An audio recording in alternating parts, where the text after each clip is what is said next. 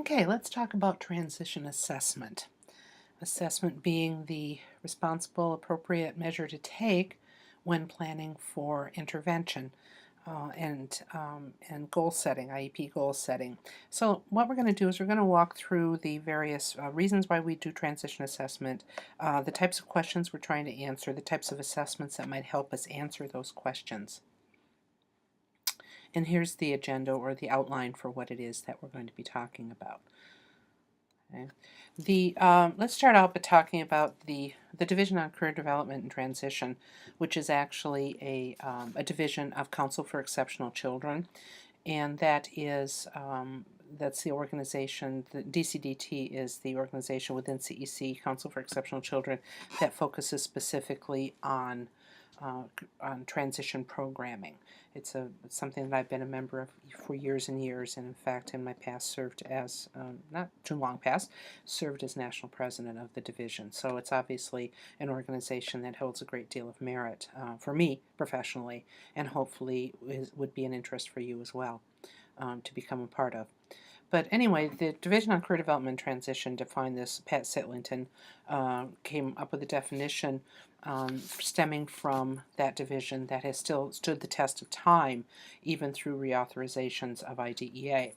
And basically, it's an ongoing process of collecting data on the individual's strengths, preferences, interests, and needs. There's that spin again. There's that common thread that keeps going through all these PowerPoints as they relate to the demands of current and future working, all of educational, blah, blah, blah, these eventual environments in which these young adults will be moving. Assessment data serve as the common thread in the transition process and form the basis for defining goals and services to be included in the IEP. So when we're talking about transition assessment, again, we are looking for ways to establish baseline information toward that we can program for, but it involves really looking at it within a large context and an evolutionary context. We're used to thinking about transition or about assessment overall within special education as having primary roles. One, of course, is at the referral stage with placement and eligibility for services in special education, and then, of course, ongoing use of assessment for instructional planning, placement of services, related services to be provided, all of those types of things. And then finally a blueprint, if you will, for what it is that we're actually going to be providing day-to-day classroom instruction in. If we look just at the characteristics of transition assessment, we see that there's a lot involved in it. Obviously, it's a student-centered process. We talked about having individual decisions or visions for individual students, that not every student will have the same outcome. When we're going through the K-12 system, we tend to think of our big outcome as that student achieving proficiency and graduation. And that's pretty one-dimensional.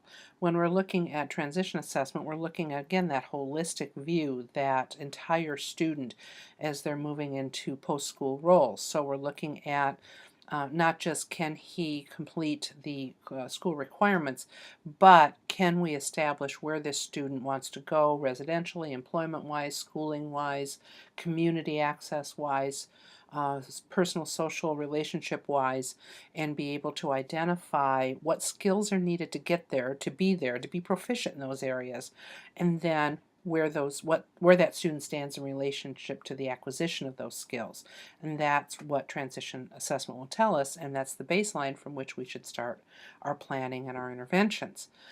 We also talked about transition as a whole involving other professionals, that this is not just a special education driven process. And so we may find, for example, that families, that outside service providers may be involved in providing transition assessment information. Transition assessment plays, as all assessment should, pays close attention to cultural diversity and making sure that we are assessing that student based on a vision that is mutually agreed upon for implementation. Customization, individualization, whatever word you want to use, again, recognizing that movement into employment, for example, can mean multiple things, all the way from a very restrictive employment setting all the way up to competitive employment. That residential settings can be all the way from home living to residential, supported residential settings to all the way up to independent living. That community access can follow a continuum of restrictiveness as far as the level of supports that are needed. So all these domains that we're talking about as far as movement into adult life must, by very nature of the beast, be individualized and customized to that particular student. We want to make sure that our transition assessment takes into account what types of assistive technologies and accommodations might be needed for this individual, not only within the K-12 setting, which is the context of which we're used to thinking, but as he or she moves into post-school roles, into employment, into education, into residential settings, into community access. What types of assistive technologies and accommodations would benefit this student? Does the student know how to actively advocate for him or herself with that use? Is the family aware of self-advocacy and self-disclosure needs once that person moves beyond the K-12 system? So it's looking at the use of these particular tools even beyond those K-12 years. And one of the biggest aspects of transition assessment is that it's continuous, it's evolutionary. Certainly, we don't decide when a student is 14 years old that this student will follow this particular career interest or this goal as far as moving into college versus moving into the workplace, and then say, okay, we're done. Obviously, that's something that needs to be that vision needs to be really reevaluated every year, and while that student is in school, once those initial overtures are made into that type of information, and as that student's vision changes, then the assessment needs must change, and as the assessment needs change and the results change, then therefore our interventions need to be modified. So it's a continuous loop that we're following as far as the assessment process. There are just some essential guiding questions to ask, and we're going to walk through each one of these types of points. For example, what do we already know about the student's spin? Okay, on employment and education and living. What information do we have? Where can we get that information without going into a formal assessment? Can we look into his school records? Can we do interviews with the family members? Can we do interviews with the significant others in that student setting? Do we already have that information? What's in that student's cumulative folder? What's in that student's progress reports that could give us information that's already at hand for what it is that we need to be acquiring? What do we need to know about the student's employment, education, functional living skills, strengths, preferences, and needs? What do we need to know about what his vision is, where his goals are? Remember, we're trying to move a student from point A to point B, and to move a student from point A to point B, point A being where he is now and point B being where he hopes to end up, there are skills that need to be learned. What do we need to know about those particular skills that need to be present? How do we identify the skills that are needed in different environments? And so assessment for us as educators really becomes two-pronged. It's not only assessing the student, but it may be also involved assessing the environment in which that student is anticipating moving, so that we can really feel sure that we understand what skills and attributes are needed to move into those environments, and then assessing that student accordingly. What methods and sources will provide the information I need? We're going to talk a second about informal and formal assessments, but in your module there are some links to different sources of information about transition assessment, and one is from TAG from University of Oklahoma, one is from NSTAC, and one is from the Pennsylvania Secondary Transition website. And please go in there, please read about those types of assessments, because there are assessments that are readily available to you, and many of them are public domain. For example, many of the things that are on the TAG, the University of Oklahoma site, through the Zero Center, are public domain access. And really wouldn't provide any kind of subscription fee. Tag might, I think that does, but the other ones through the Zero Center are largely public domain. So go in and take some time and familiarize yourself with the different types of assessment tools that are out there for consumption. And that's just a short list of what's available to you. So again, what methods and sources will provide the information I need becomes a matter of you becoming familiar with the different types of assessment tools that are out there and what each one accomplishes. Some may assess pre-vocational skills, some soft skills, work readiness skills. Others may assess daily living skills. Others may assess personal social skills. You may find assessments out there that assess all of those. For example, a life-centered education curriculum has assessment pieces for all of those. So there's a plethora of information about resources available to you, both for purchase by your district and public domain, that will help you to gather the type of information that you need in a formal sense. Who's going to gather the information? Is it going to be you as the teacher? Is there a resource within your school setting that oversees assessment activities? Is this something that can be woven into how you do business with assessment overall? When teachers, for example, may spend time at the beginning of the year doing assessment relative to academic skills, could this be folded into that type of assessment for students who are of transition planning age at the very least? Remember, this can start earlier, but at the very least of transition planning age. So you need to get clear who's going to actually conduct this assessment. And what role would the student play in the assessment process? Remember, we want this to be a student-centered process, and so we would expect that the student would be actively engaged in providing you with information about these different areas that we're trying to measure. When will the assessment data be collected and used for transition planning? Now remember, we need to have transition goals in the IEP no later than the IEP of when that student turns 16. So we said that could be, many times, it's sometimes during the 15th year. And that is at the very latest. So that must happen. So certainly it can happen earlier than that. So part of the discussion among the special education team needs to be exactly when the assessment data is going to be collected, how it's going to be collected, who's going to be collecting it, and having it available for transition programming. Is the student making progress towards his or her specific post-secondary goals? Again, this is part of assessment once we have those goals in place. Once we've used those assessment data and created goals, and we'll be talking about this in a later module, then we also need to, as we do with any type of educational planning, engage in progress monitoring. So is this student making progress in the skills and knowledge sets that he or she needs to be moving toward that post-school vision? If we look at, again, the types of things that would contribute to a very thorough assessment process, we're looking at learning styles, social skills, communication, independent living skills, supports and accommodations, and certainly you can see those from yourself. And this was actually a type of model that was created by Paula Kohler, who was the same one who did the Kohler's taxonomy, perhaps one of the most prolific writers in the area of transition, and a gold mine in terms of validity and evidence-based practices with the information that she provides.